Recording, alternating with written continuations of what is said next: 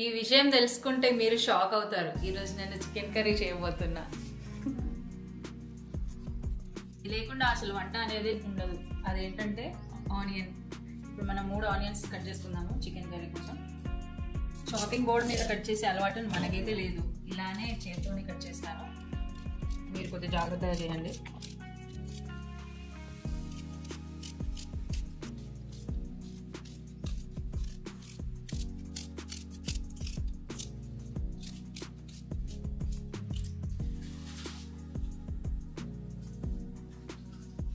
ఇప్పుడు కుక్కర్లో కొద్దిగా నూనె పోసుకుందాం. ఇప్పుడు నూనె వేడైంది, దీంట్లో ఆనియన్స్ వేద్దాం. సో ఇప్పుడు టైం టేకింగ్ ప్రాసెస్ అనమాట. ఆనియన్స్ అన్ని బ్రౌన్ అయ్యే వరకు మనం వెయిట్ చేయాలి, మధ్య మధ్యలో కలపాలి. ఇప్పుడు ఇందులో మసాలా పౌడర్, గరం మసాలా పౌడర్ వేద్దాం. ఇందులో ఇలాచీ లవంగాలు అన్నీ ఉన్నాయి. నెక్స్ట్ ఇందులో పసుపు. ఆనియన్స్ ఎంత బ్రౌన్ కలర్ అయినాయో ఇలా అయితే మంచి టేస్ట్ బాగా వస్తుంది. సో నెక్స్ట్ అల్లం వెల్లుల్లి పేస్ట్ వేద్దాం. దీంట్లో అల్లం వెల్లుల్లి పేస్ట్ బాగా ఫ్రై అయిపోయింది. అల్లం వెల్లుల్లి పేస్ట్ దీంట్లో చికెన్ వేస్తున్నాం.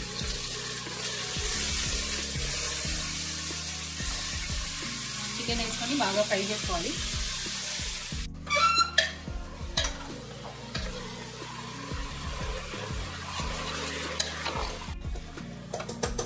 సో చికెన్ బాగా ఫ్రై అవుతుంది. సో గ్రేవీ కోసం నేను 3 టమాటోస్ తీసుకున్నాను. అది చికెన్ ఫ్రై అయ్యేలోపు మనం టమాటోస్ కొద్దిగా గ్రేవీ ప్యూరీ చేసుకుందాం. సో 3 టమాటోస్ గ్రైండర్లో వేసి మెత్తగా పేస్ట్ చేసుకుందాం. సో టమాటో పేస్ట్ రెడీ అయింది చికెన్లో వేయడానికి. సో చికెన్ బాగా ఫ్రై అయింది. దీంట్లో మనం 2 స్పూన్స్ కారం వేసుకుందాం. ఇంకా కొంచెం ఎక్కువనే ఇద్దాము, ఘాటు. ఇప్పుడు కోకోనట్ పౌడర్ వేసుకున్నాము, మంచిగా ఫ్రై చేసుకుందాం. సో కోకోనట్ పౌడర్ వేసి దీనిలో ఫ్రై చేద్దాము. నెక్స్ట్ మనం టమాటో ప్యూరీ వేసుకుందాం.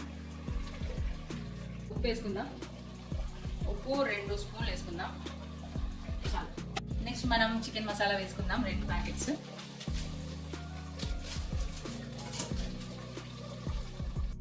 సో లైట్గా వాటర్ పోసుకుందాం.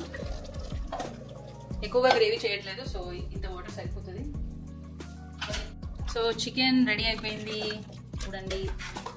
Chicken curry ready. ఎంత బాగా అయిందో కదా చికెన్ కర్రీ.